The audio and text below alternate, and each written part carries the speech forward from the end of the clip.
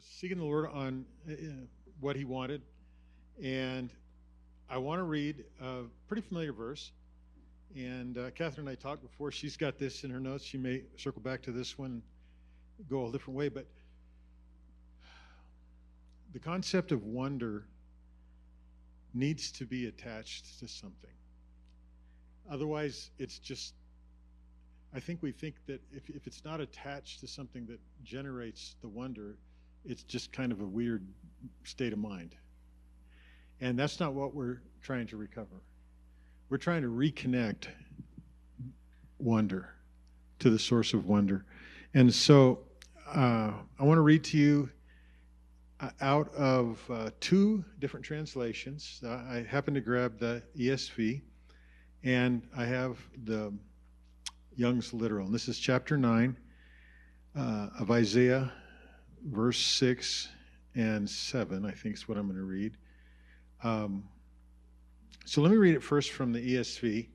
It reads in the ESV mostly like we hear it, and it goes like this: For to us a child is born, to us a son is given, and the government shall be on his shoulders, and his name shall be called Wonderful, Counselor, Mighty God, Everlasting Father, Prince of Peace.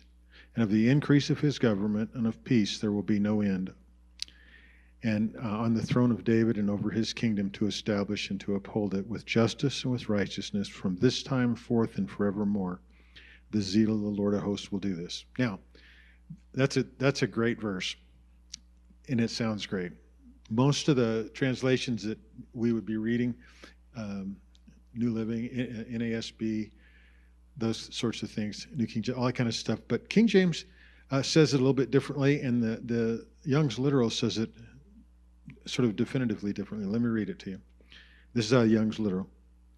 For a child hath been born to us, a son hath been given to us, and the princely power is on his shoulder. And he doth call his name Wonderful, Counselor, Mighty God, Father of eternity, Prince of Peace. To the increase of the princely power and of peace there is no end. On the throne of David and on his kingdom, to establish it and to support it in judgment and in righteousness, henceforth even unto the age, the zeal of Jehovah of hosts does this. Excuse me. Got it. Something in my throat. Sorry. Good grief. I don't know if you noticed, but the reason that I'm contrasting Young's Literal and the traditional rendering in more modern translations is the way the names or the titles are read. So in Young's Literal it says, and he doth call his name Wonderful, Counselor, Mighty God, Father of eternity, Prince of Peace. The other translations, the more modern ones, say, and his name shall be called Wonderful Counselor, Mighty God, Everlasting Father, Prince of Peace.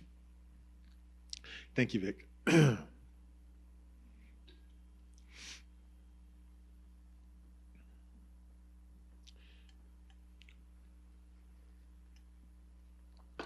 I believe what the Lord shared with me is that the way this verse is translated in most contemporary translations, coming forward from the ESV up to the NASB and a lot of new ones, is the reason that we have to have a conference to recover wonder. Because if you read it the way it's written in the NASB, it says a couple of things. His name shall be called. The literal recognizes the tense and said, his name has been called. We're not waiting for Jesus to be called something. We don't have to, that's not something that we can afford to put off. There's no reason to. He has been called. And then over here, the first name, they have eliminated they've made the word wonderful a modifier of the word counselor. So instead of being a lousy counselor, he's a wonderful counselor. Now, not that anybody was thinking he's a lousy counselor, but over here in the Young's Literal, it says his first title is Wonderful. And then his second title is Counselor. The word really means advisor, giver of advice. The third one is connected, even in the Hebrew, and I looked this up so I just wouldn't be shooting off the hip with it, but it's connected through the grammar.